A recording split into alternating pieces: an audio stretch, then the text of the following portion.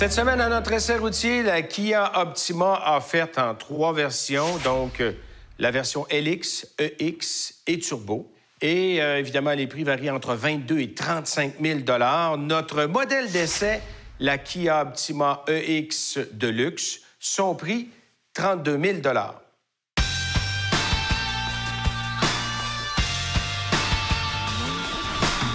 Bon, on est en avant, on va parler de design. C'est quand même une approche qui est particulière à Kia.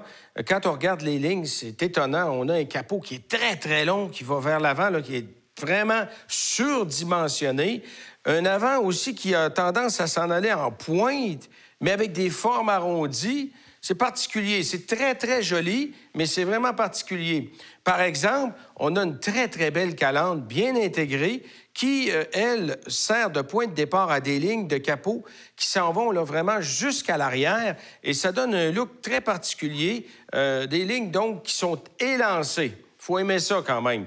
Les phares aussi qui s'intègrent très, très bien à la calandre, qui en font un peu comme le prolongement jusque dans les ailes et qui sont très bien orientés vers l'avant.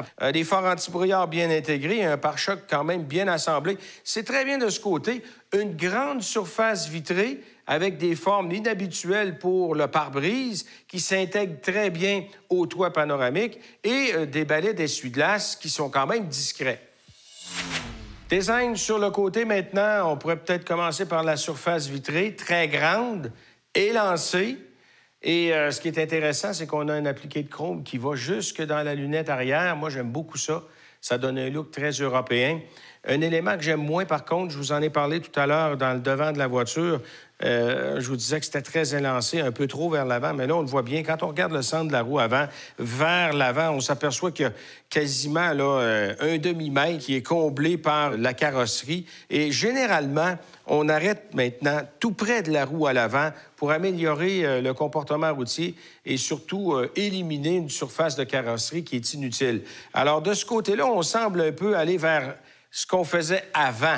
C'est un peu moins moderne comme approche. Mais la ligne, elle, est très réussie parce qu'on part du phare avant, puis on s'en va jusque dans le feu de position arrière. C'est dynamique, c'est original. Des fausses prises d'air dans les ailes, c'est joli. Le design des roues aussi, tout à fait particulier. Des bas de caisse bien dessinés pour contribuer à donner un petit look sportif. Et vraiment, quand je regarde l'arrière, la coupe arrière de côté, je m'aperçois qu'il y a une influence allemande importante. On sait que le designer en chef de chez Kia provient de l'Allemagne, justement. C'est un Allemand qui est très connu, qui était chez Audi avant. Et là, on sent qu'il y a une influence de ce côté-là. Mais quand même, une très belle ligne, bel assemblage sans reproche, mais qualité de peinture...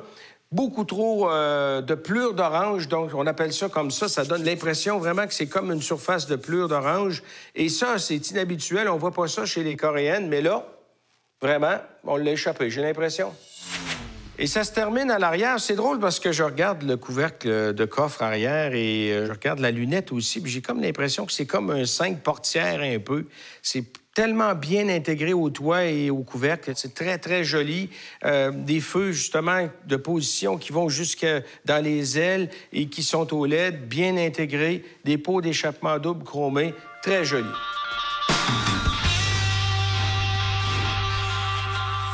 Allons-y maintenant avec l'aménagement intérieur de la Kia Optima. Premièrement, l'accessibilité, c'est correct. Par contre, à cause du design particulier de la carrosserie, le pilier du toit est un peu bas. Alors, il faudra peut-être faire attention. Autre chose, ça provoque une position assise plus basse dans la berline.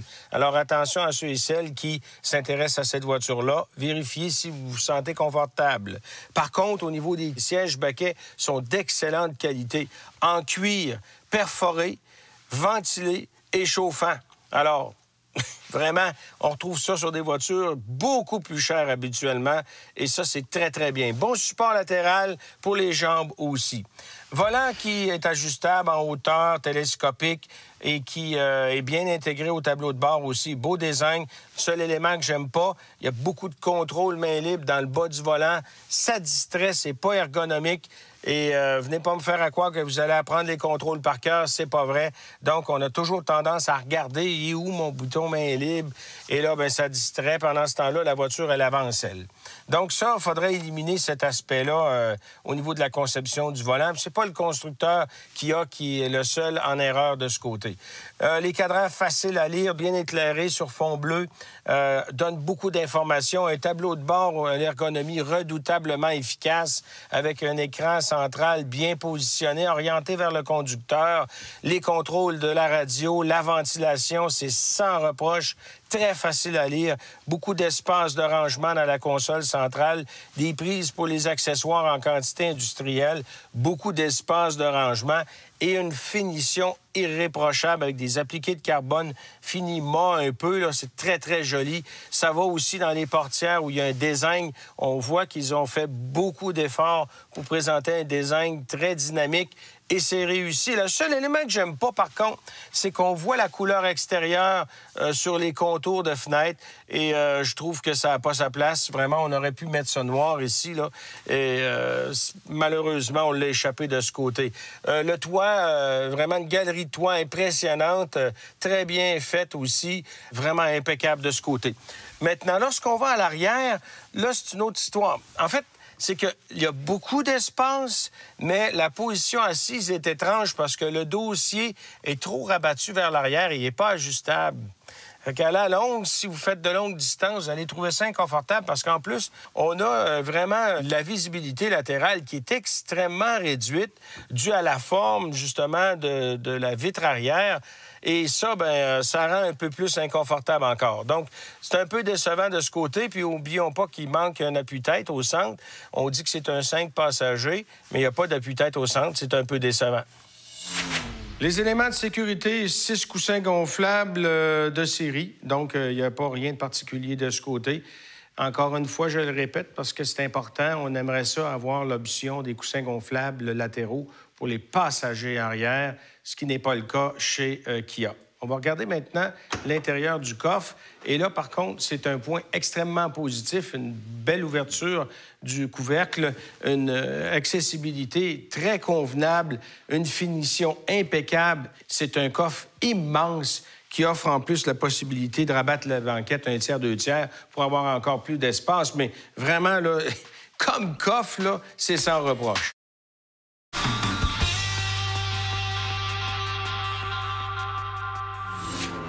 Fiche technique Kia Optima maintenant. D'abord, le moteur 2,4 litres, un 4 cylindres de nouvelle génération avec l'injection directe de carburant. On n'a pas ça chez les concurrents qui ont un moteur semblable au niveau de la dimension. Puissance annoncée, 200 chevaux. Alors, c'est à peu près en moyenne 25 chevaux de plus que les deux autres concurrents. Donc, on est là au niveau de la puissance, à tout le moins sur papier, comme dirait l'autre. Transmission automatique à 6 rapports pour la Kia Optima. Même chose pour Chrysler. Par contre, chez Nissan, on utilise une transmission automatique CVT. On sait que Nissan apprécie beaucoup cette technologie-là. Ce sont des tractions avant. Elles sont munies d'une direction assistée. Bien entendu, c'est différent d'un constructeur à l'autre. Chez Kia, on utilise la direction électrique. Chez les autres constructeurs, eh bien, là, on a plutôt une technologie conventionnelle de direction, donc qui est peut-être un peu moins avancée techniquement. Tous les systèmes de stabilité routière sont intégrés sur les 3 modèles. Elles sont munies, les 3 aussi, d'une suspension indépendante aux 4 roues, des freins à disque avant et à disque arrière aussi.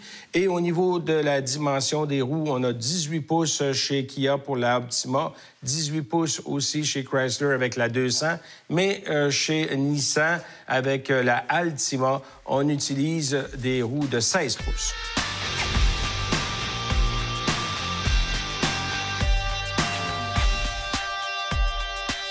0-100 km/h sur la piste avec la Kia Optima. Je vous rappelle qu'on a un moteur 4 cylindres muni de l'injection directe de carburant, ce que j'apprécie beaucoup. J'aime beaucoup l'efficacité de cette technologie-là. Une boîte automatique à 6 rapports. Les départs sont lents, en tout cas, avec la Optima. Et le temps d'accélération 0-100 km/h en 10,2 secondes, c'est trop long. Moi, je m'attendais à du 9,2 dans ce coin-là. Et ça, c'est très décevant. Je ne pense pas que ce soit dû à un manque de puissance du moteur. Je crois que c'est la transmission automatique à 6 rapports qui exploite mal. La puissance disponible à bas régime. Cette boîte automatique-là devrait normalement être mieux calibrée pour le premier et le deuxième rapport pour avoir de meilleures accélérations. C'est un peu le problème de toutes les boîtes automatiques cette saison qu'on voit. On constate cette problématique-là, c'est qu'on privilégie énormément l'économie de carburant, mais c'est un peu trop au détriment maintenant de la performance dans les bas régimes.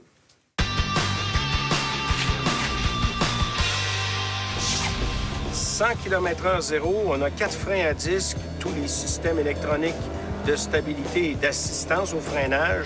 Je m'attends à une distance de freinage sous la barre des 34 mètres, compte tenu qu'on a une voiture 2012. La pédale est un peu dure, c'est pas exagéré, mais l'ABS est bruyant. Ça freine en ligne droite, mais la distance est bien trop longue. Faut pas oublier quand même que j'ai une voiture munie de pneus de 18 pouces, distance de freinage 36 mètres, 2 mètres trop long, inacceptable.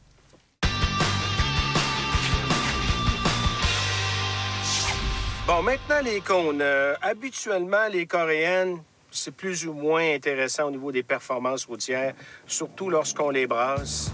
En partant, on a toujours une direction qui ne répond pas. Alors, dans les cônes serrés, ce n'est pas le cas. On a une petite résistance, mais c'est raisonnable. La voiture roule, oui, mais facile à contrôler, ce qui n'était pas le cas avant.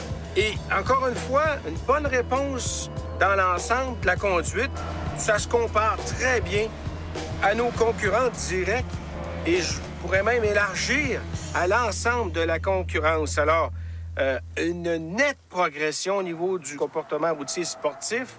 Le châssis est extrêmement rigide, ça aide beaucoup. Mais même, encore une fois, si la voiture semble rouler un peu, il reste qu'elle est très facile à contrôler et on ne se sent jamais en perte de contrôle, à moins de la pousser à l'extrême. Mais moi, j'avais enlevé les systèmes de stabilité, d'antidérapage, alors quand même, on peut voir que la voiture est très stable. C'est vrai que j'avais des pneus de 18 pouces, c'est un atout, mais je pense qu'on ne peut pas renier le fait que cette voiture-là a nettement progressé au niveau des performances routières et elle se compare avantageusement à ses concurrentes directes.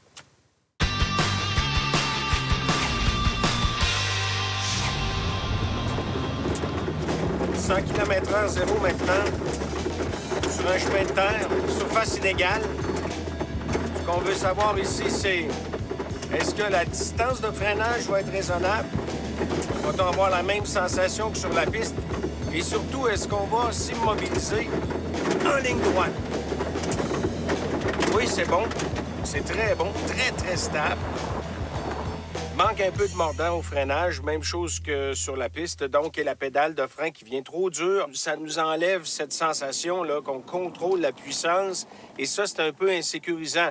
Moi, je suis habitué, mais quelqu'un de pas habitué va trouver que peut-être qu'il manque de frein, et là, la réaction est très mauvaise souvent. Une amélioration au niveau de la puissance de freinage par rapport à la précédente génération, mais il faudra continuer à travailler là-dessus pour avoir une meilleure sensation au niveau de la pédale.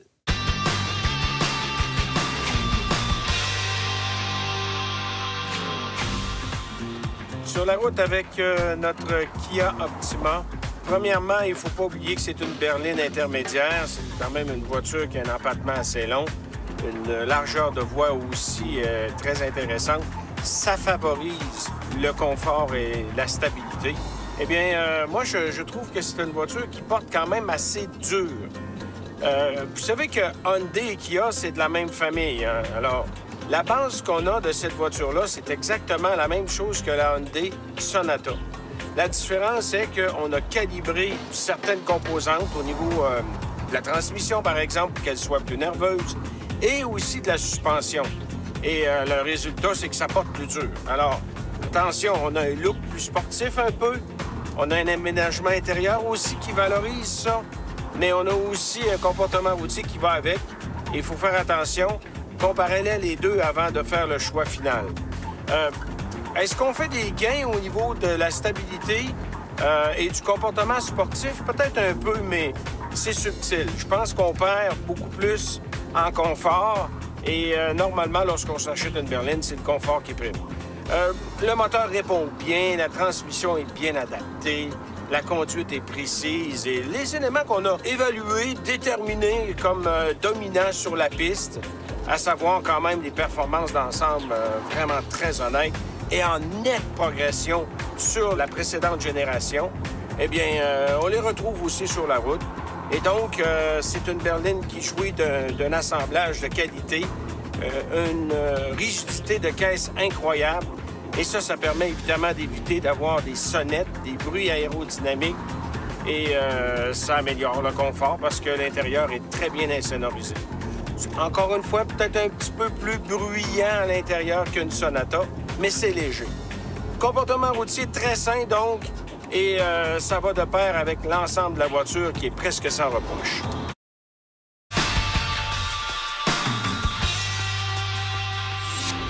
Conclusion de l'essai routier, Kia Optima, vraiment au niveau de la présentation, très belle voiture. Au niveau du design extérieur, aménagement intérieur, sans reproche ou presque. Donc, vraiment, la plus récente des trois voitures sur le marché d'ailleurs. Alors, on la met en première position, suivie de la Nissan Altima et de la Chrysler 200. Sur la piste, Kia est avantagée par un moteur plus puissant. Puis aussi, on a remarqué qu'ils ont pris beaucoup de maturité au niveau du comportement routier général. Grande précision de conduite, ce qu'on n'avait pas avant, par exemple. Donc, la Kia Optima qui est encore en première position, suivie de la Nissan Altima, qui demeure une voiture compétitive en passant, et de la Chrysler 200 en troisième. Et en terminant, au niveau de l'inspection mécanique, même chose, l'apport technologique de pointe, entre autres l'injection directe de carburant pour ce moteur 4 cylindres. Déjà, en partant, ça mérite de le souligner pour une voiture de ce prix. Donc, la Kia Optima, qui, en passant, on croit, nous, qu'elle sera peu coûteuse à entretenir à moyen et à long terme. Alors, c'est un autre atout. Donc, Kia Optima en première position pour l'inspection mécanique, suivi de la Nissan Altima, qui jouit quand même d'une bonne réputation de ce côté. Et on ferme la marche avec la Chrysler 200.